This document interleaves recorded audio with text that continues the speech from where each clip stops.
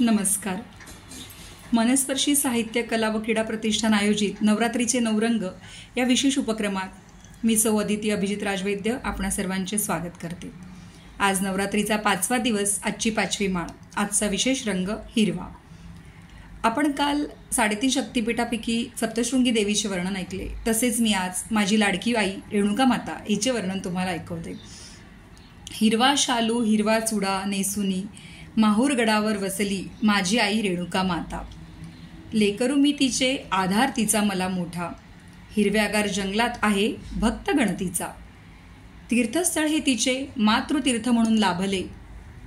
परशुराम अनुसया दत्त दिगंबर शेजारी उभे ठाकले. हिरवा रंग म्हणजे आशा समृद्धी नव्या आरंभाची चाहूल. पेढा तांबूल प्रसाद घेऊन आपण टाकतो प्रगतीचे पाऊल. प्रगतीचे पाऊल.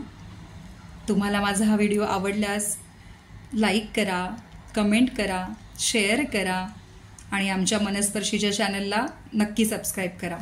धन्यवाद.